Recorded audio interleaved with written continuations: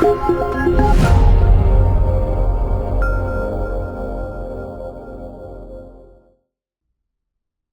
of the things most German learners are struggling with is the German word order. This is because it's different from English and many other languages. Now, if you'd like to form a proper German sentence, you cannot use the English word order and simply translate the words. What you need to do is understand how it works in German and use that different structures. And the key that makes German word order simple is an acronym called Teka Molo. In this lesson, you will learn how to use it. It might look a bit complicated at first, but please watch the lesson until the end and it will all make sense. Alright, let's break the acronym down. You know, every part of the sentence has a specific function. When does it happen is called temporal, and the first two letters are te, te. Why does it happen is called causal, and the first two letters are ka. How does it happen is called modal, and the first two letters are mo. And where does it happen is called lokal, with the first two letters lo. So, in German, the standard sentence structure is subject, verb, Teka Molo. Let's take a look at an example in English to better understand what I'm talking about. Today I'm going to Berlin by bus for a wedding. You see that I packed a lot of information in this example so that you can see all of the parts of the sentence in action, but actually most sentences are much simpler than this. Okay, and now we'll identify all the Teka Molos. T, when do I go there? Today, or in German, heute. K, why do I go there? For a wedding. Wegen einer Hochzeit. Mo, how do I go there? By bus. Mit dem Bus.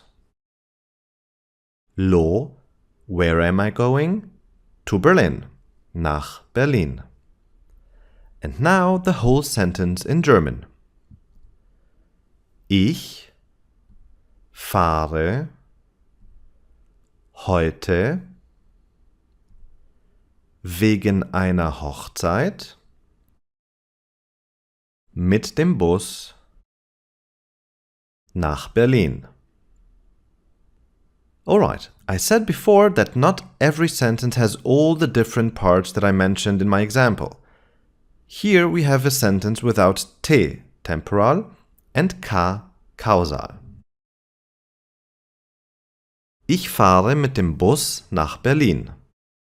I'm going to Berlin by bus. Mo is how, mit dem Bus. And lo is where, nach Berlin. The next sentence has only a ka and lo part.